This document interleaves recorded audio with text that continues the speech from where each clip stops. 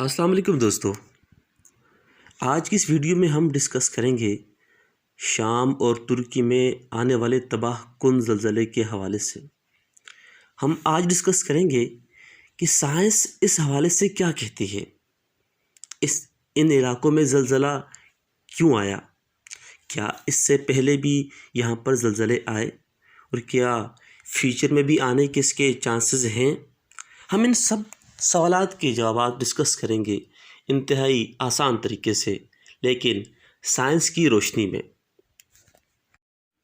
زلزلوں کے حوالے سے اس وقت جو سب سے زیادہ قابل اعتماد تھیوری ہے وہ ہے ٹیکٹونک پلیٹس تھیوری۔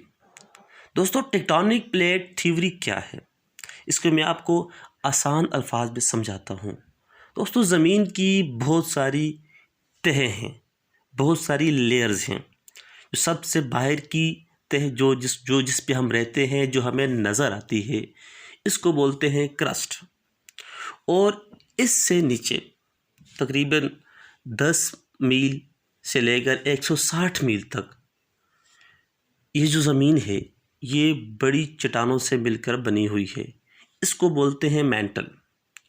دوستو، یہ چٹانیں جو ہیں، یہ پوری جو ہماری زمین ہے، یہ چٹانیں آپس میں ایک ہی چٹان نہیں بلکہ بہت بڑی بڑی چٹانیں آپس میں ملی ہوئی ہیں، اور ان کے ملنے کی کوئی ترتیب بھی نہیں۔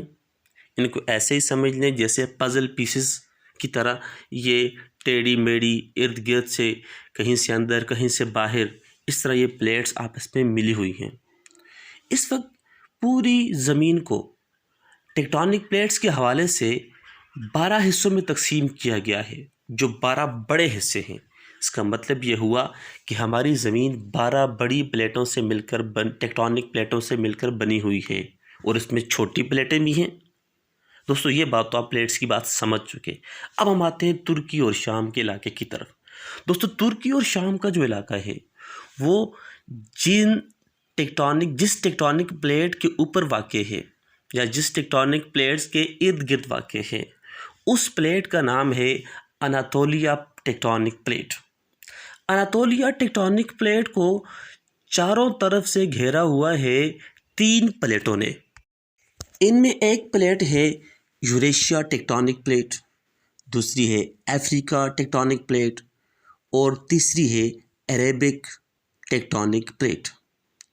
دوستو، جو اناتولیا ٹیکٹونک پلیٹ ہے یہ افریقہ ٹیکٹونک پلیٹ اور عربین ٹیکٹونک پلیٹ کے یہ تینوں ایک جگہ پہ جا کر ملتی ہیں، جو کہ ان کا جنکشن ہے، اور تیسری طرف سے اس کو یوریشیا پلیٹ نے گھیرا ہوا ہے۔ یہ تو ہم سمجھ گئے اس کا سٹرکچر ٹیکٹونک پلیٹس کے حوالے سے۔ اور یہاں پر ایک بات اور بھی نوٹ کرنے کی ہے کہ یہ ٹیکٹونک پلیٹس مسلسل حرکت میں رہتی ہیں۔ جب حرکت کریں گی تو ظاہر بات ہے یہ ایک دوسرے کے ساتھ ٹکراتی ہیں، رگڑ کھاتی ہیں، اور بعض اوقات یہ سلپ بھی کر جاتی ہیں۔ اس کا مطلب کیا ہے کہ یہ سرک جاتی ہیں، یہ پھسل بھی جاتی ہیں، اور ان پلیٹوں کا پھسلنا یعنی سرک جانا، اپنی جگہ سے تھوڑا سا ہٹ جانا، یہ حقیقت میں ارتھ کویک یعنی زلزلہ کہلاتا ہے۔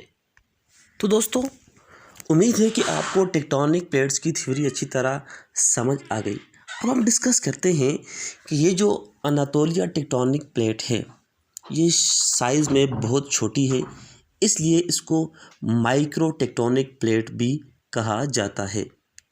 جب اس پلیٹ کو خاص طور پہ 2 پلیٹس کی طرف سے، افریقہ ٹیکٹونک پلیٹ کی طرف سے اور عربین ٹیکٹونک پلیٹس کی طرف سے جب اس کو دباؤ کا سامنا کرنا پڑتا ہے، جب یہ رگڑ کھاتی ہے، اور اسپیشلی یہ افریقہ ٹیکٹونک پلیٹ کے ساتھ زیادہ فریکشن کھاتی ہے، اور اس فریکشن کی وجہ سے اس کے اوپر سٹریس بڑھتا ہے، اس کے اوپر دباؤ بڑھتا ہے، اور اس دباؤ کی وجہ سے یہ اپنی جگہ سے تھوڑی سی سرک جاتی ہے، زمین کے سلپ کر جاتی ہے، اور اسی کے نتیجے میں بہت زیادہ زلزلہ آتا ہے۔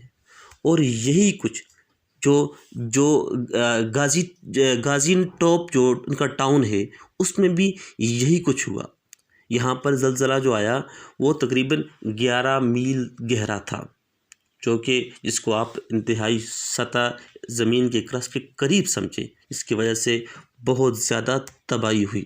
اور دوستو اب ہم اس کو سمجھیں کہ یہ یہاں پر پہلی بار نہیں ہوا، کیونکہ اس کی فزکس ہی اس طرح کی بنی ہوئی ہے کہ یہ علاقہ ولنریبل ہے، یہ علاقہ خطرناک ہے۔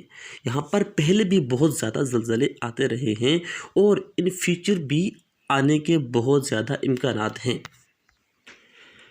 دوستو یونائٹڈ اسٹیٹ جیولوجیکل سروے کی رپورٹ کے مطابق اس قسم کا زلزلہ 300 سے 500 سال کے بعد آتا ہے، کیوں کہ اس دوران ان کی پلیٹس کے درمیان سلپنگ کے دوران کوئی رکاوٹ نہیں بنتی۔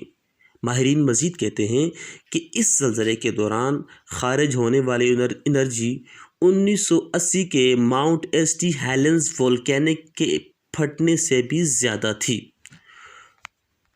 دوستو 6 فروری کو ترکی کے جو غازین ٹیپ ٹاؤن کے اندر آنے والا جس کا یہ مرکز تھا، یہاں پر تباہ کن زلزلہ آیا، اور اسی سے 6 گھنٹے بعد یعنی 9 گھنٹے بعد ترکی کے دوسرے علاقے ایکنزو کے اندر بھی زلزلہ آیا، جہاں اس کی شدت 7.5 تھی، اور ماہرین کہتے ہیں کہ اس کے بعد تقریباً اب تک 300 آفٹر شاکس آ چکے ہیں، اور ان علاقوں کو ماہرین نے انسٹیبل قرار دیا ہے، کیونکہ یہاں کی کمپلیکس ٹیکٹونک پلیٹس نے اس علاقے کو انتہائی حساس بنا دیا ہے۔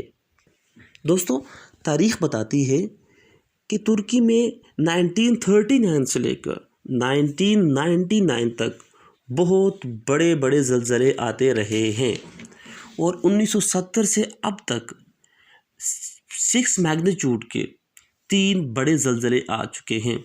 تقریباً 1999 کے زلزلے میں تقریباً 17,000 لوگ مارے گئے، مگر اس کے بعد اب تک کوئی بڑا زلزلہ نہیں آیا تھا، اس لیے حکومت اور عوام نے اس کی پرواہ نہیں کی اور انفراسٹرکچر کو اس کے مطابق ڈیزائن نہیں کیا۔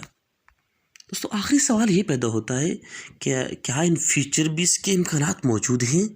تو یقیناً اس میں کوئی شک کی بات نہیں، کوئی ابہام نہیں، کوئی ڈاؤٹ نہیں، کیونکہ اس ایریا کی فزکس ہی اس طرح سے ڈیزائن ہوئی ہے کہ یہاں پر ٹیکٹونک پلیٹس کی وجہ سے کسی بھی وقت زلزلہ آ سکتا ہے، اس لیے اب وہاں کے عوام کو اس کے لیے تیار رہنا ہوگا۔